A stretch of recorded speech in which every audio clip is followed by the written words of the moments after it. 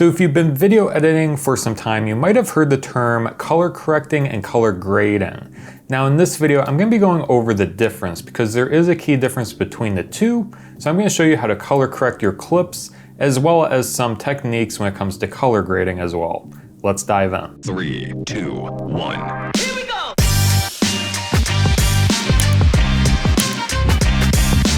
So before we dive in, I did just want to mention what the difference is really quickly in case you just want to see what the difference is. Essentially, color correcting is correcting your footage's color. So you are just adjusting the exposure, making sure it all looks nice, that the white balance is on point. And then color grading is actually adding a look or a feel to your footage. So how do you want it to, feel? Do you want it to be, dark, moody? Do you want to have a color cast?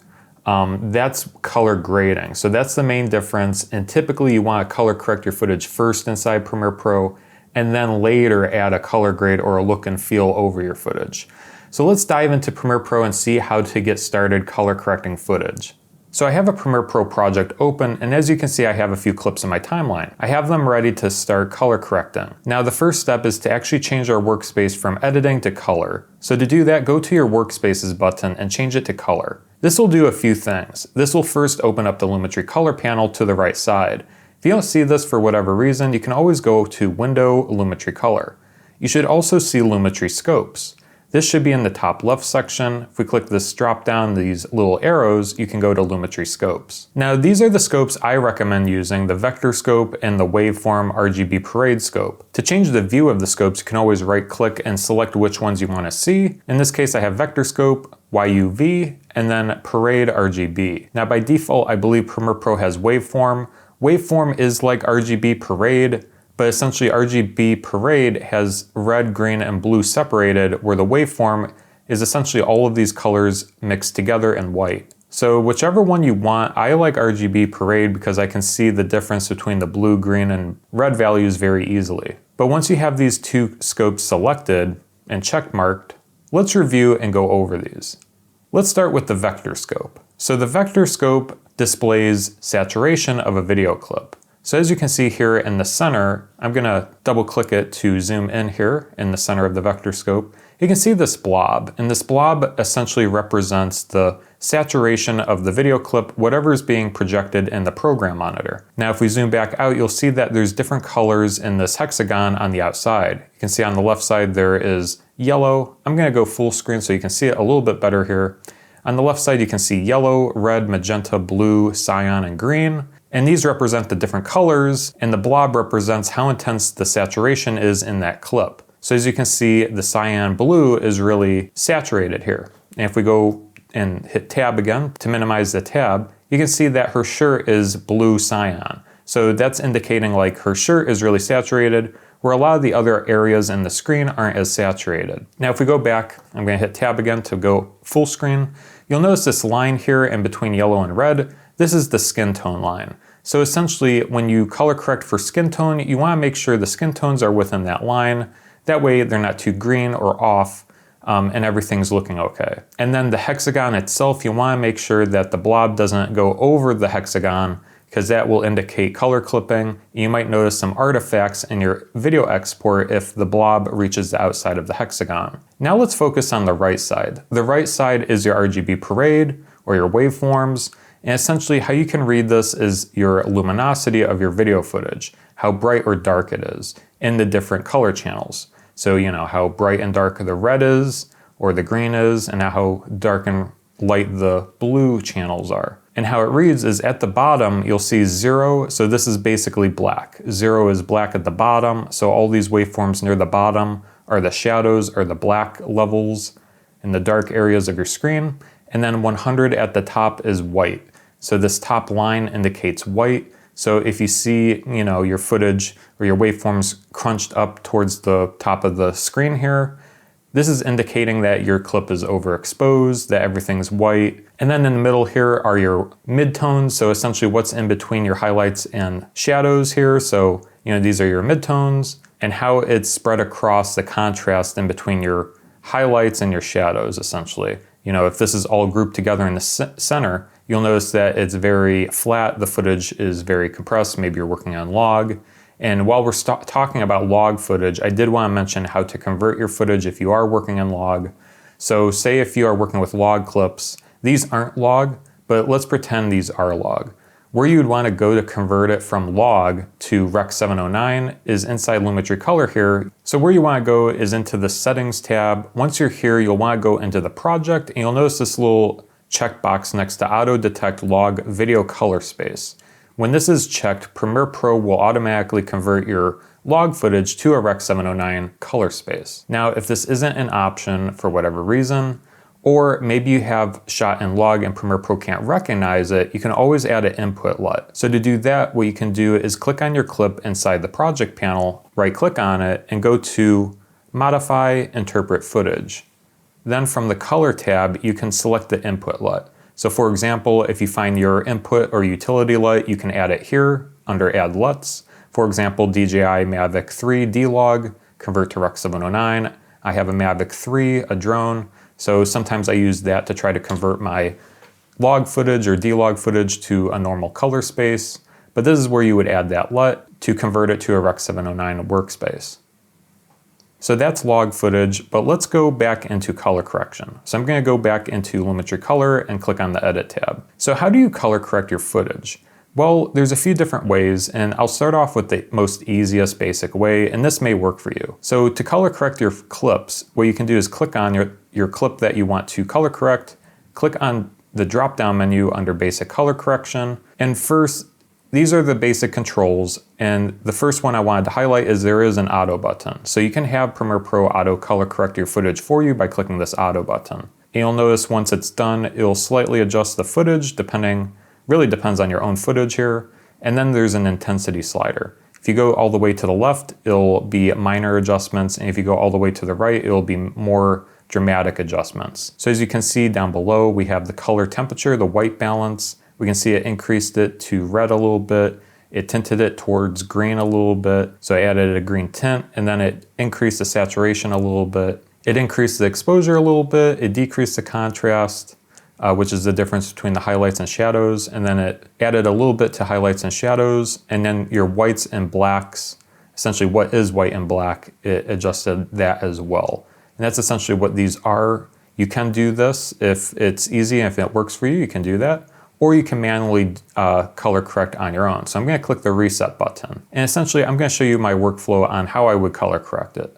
First things first, I would color correct the white balance. So when it comes to white balance, there is the temperature, and it starts on blue on the left and it goes all the way up to orange on the right. And essentially how you want to go about color correcting the white balance is you want to make sure whatever is white on the screen is actually white. So as we can see here, we have this kid's shirt here, and that's essentially white. But as we look at it, we can notice that there's some blue overcast inside of it. It just looks a little cool. Now there's a few ways to fix this. What you can do first is use the eyedropper tool. So you can click this eyedropper tool and then select the kid's shirt, and this will adjust that footage. It's basically, you're telling Premiere Pro, hey, choose this color as white and then adjust everything around it. So you can see it dramatically shifted the temperature up a lot to make sure that the kid's shirt is more white. I think that's a little too much, so what I'm gonna do is just drag that back down, and you just wanna use your best judgment on whatever looks most natural. So you have to use the tools within Premiere Pro, but also use your preference and best judgment when it comes to trying to select the best color temperature here. The tint slider down below, that's essentially adding more green or magenta. You can see the difference there. And then lastly, there's saturation under white balance and color. So essentially the saturation introduces more vibrance inside the colors. It'll stand out more. So in this case, we can increase it quite a bit, maybe to 110, 120. You'll notice that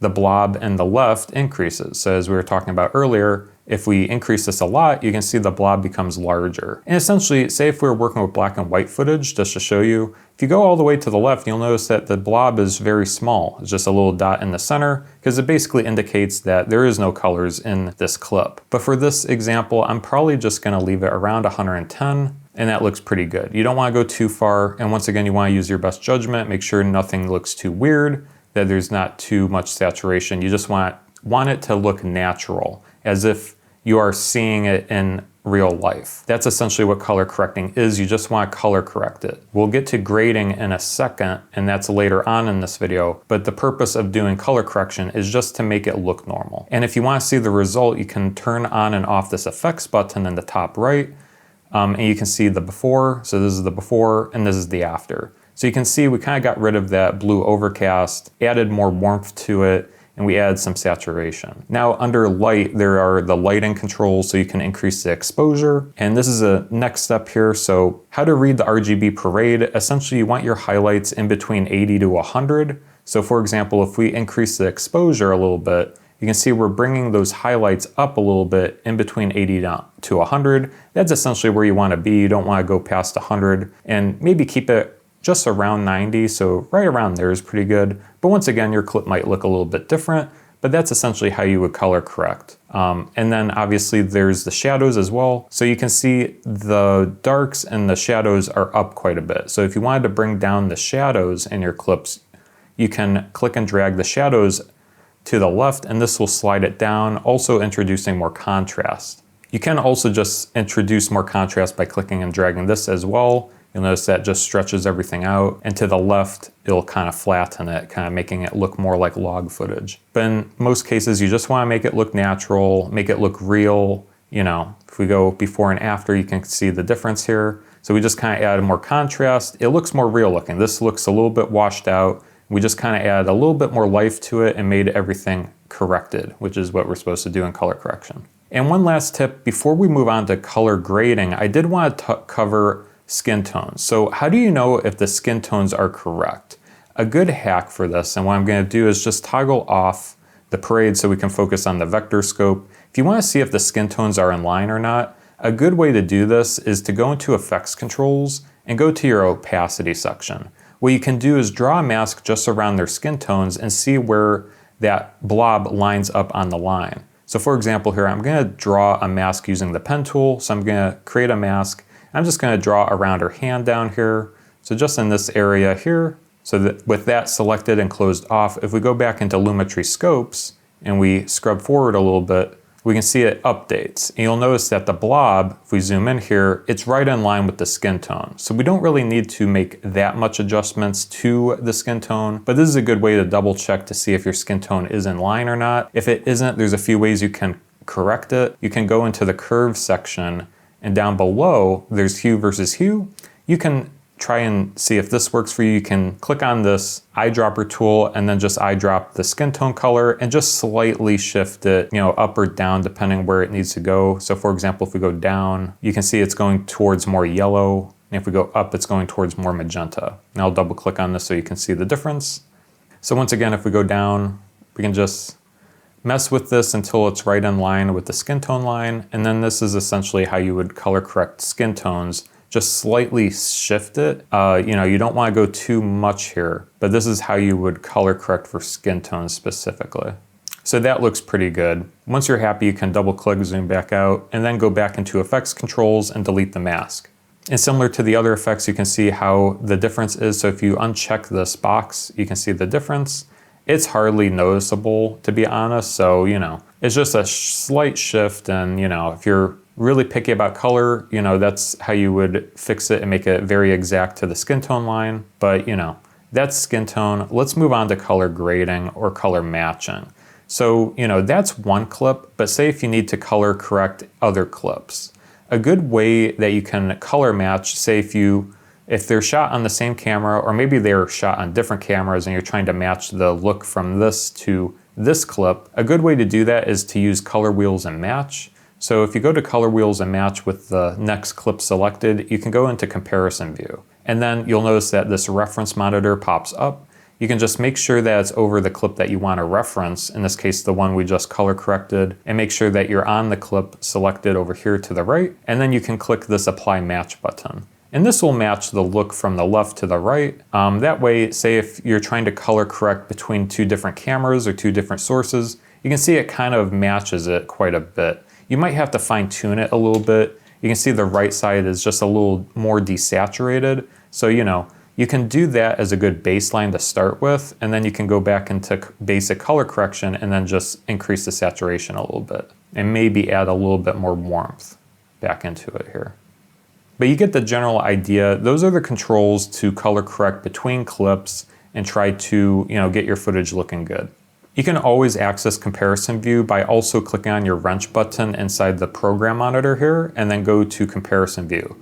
By default, it's on composite view. That's what Premiere Pro's default is, but you can always go into these other views to see multicam, alpha, or comparison view. But with composite view selected again, let's go and talk about color grading now. So there's a few different ways you can go about color grading your footage. You can do it manually, or you can use LUTs or plugins to also color grade your footage. I'm going to show you a few different ways you can go about this. But regardless of how you color grade your footage, I do recommend adding an adjustment layer and adding the color grade or look onto that layer. So to do that, what I would do is go into my new item button inside the project panel and then go to adjustment layer.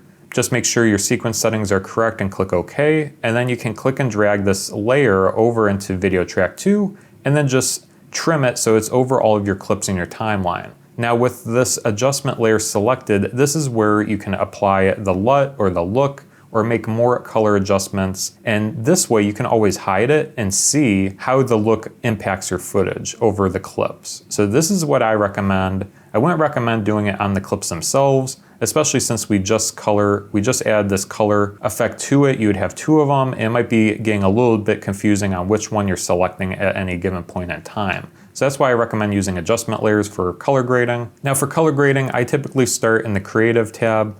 If you're working with LUTs or you want to go and get your own LUTs from online, you can install them here. So under Creative, next to Look, there's this drop down. You can click Browse and go into and find a LUT that you want to install. You don't necessarily have to install a LUT. Adobe comes with a lot of LUTs already pre-installed into Premiere Pro. So for example, there's this one here by Adobe, the 250D Fuji one. So with that selected, you can see the difference here. It definitely added a look and feel to it. You can see the difference between grading and color correction. This is more high contrast. It's more vibrant. The colors really pop more, and you have a lot of controls down below. The first one is intensity. So say if you want it less intense, you can drag it to the left. In a lot of cases, if you're working with LUTs, I always do that. Typically, the default 50 or 100 is a lot. So if you just want a little look, a little bit of a look to it, you can slide it to the left closer to like 20, in between 20 and 40 I find usually using quite a bit for my video projects. But you can see the difference here. So if we hide this layer, you can see that it just adds this nice look to it. And this is a more polished look. It doesn't look as, straight out of camera. And you can obviously enhance this quite a bit. You can add sharpen, faded film, vibrance, saturation. I wouldn't go too far with sharpen. That has a tendency to introduce some noise, but it really depends on your own video clip. And then there's the shadow and highlight tint. So for example, if you wanted more orange in the highlights, you can click and drag this up to the left and introduce more yellow orange to the highlights. I'm gonna go more into the orange so it's more noticeable. So there you go. And then you have tint balance down below. But that's an example of how you would add a LUT and then maybe edit some of the controls down below. Now you can do this manually. You can just, say if you don't want to add a LUT or one of Adobe's LUTs or something online, I'm just going to restart. I'm going to go back over here and just click delete to remove it. So with the adjustment layer selected, let's restart this. Say if you want to just add a custom look to it, you can go down into color wheels and match. And this is a good place to really adjust the colors of the individual areas of the image. So for example, if you wanted to give it a nice warm look and feel, what you can do is introduce more orange into the highlights or midtones, for example here. So say if you wanted to give it that type of look, you can just easily click and drag the center of the highlights color wheel up towards the orange section, and then maybe even introduce some more highlights to it. So we can click and drag this slider up, and this just introduces more luminance and orange overcast into the highlights of the image. So you can see the difference here. If we hide this layer, you can see we now made it more warm and welcoming rather than the out of camera look, which we have right here. And that's essentially the difference between color correcting and color grading. You're giving it a look and feel. Obviously if this is a horror film or The Matrix, then you go into green and you get the general idea here. One other effect I did want to go over, you don't necessarily need to use Lumetri Color for color grading. You can also use plugins. So for example, one plugin I love to use that I highly recommend is Dehancer. Dehancer is a nice film stock plugin for Premiere Pro, DaVinci Resolve, and I believe Final Cut as well. But let's add it and see what happens here. What's unique about Dehancer is that they actually hold film stocks within the plugin. So if you want to look very authentic like it was shot on film, this is a good plugin for you. So if we go inside Effects Controls under Film, we can go next to Profile, and you can see that it has a bunch of different film stocks already in here that you can choose from. So for example, I'll just choose this one. You can see that it updates and it gives it a different look and feel depending on the codec or the profile or the film stock. And what's really unique about this plugin as well, it has halation and bloom effects. So you can always go down here and add halation, which is a very unique type of film look. So different film plugins, Dehancer is one of them, will have different options. You can do some research. Some of them are free, some of them you have to pay for, but you get the general idea here. You can install plugins, different LUTs and looks, and get it looking to however you wish. If you are interested in Dehancer, I did make a video going over it, specifically all the different features inside of it. I will link it in the top right corner if you're interested. But that's color correcting versus color grading inside Premiere Pro. If you have any questions, leave them down below. But otherwise, thank you so much for watching, and we'll see you guys next time.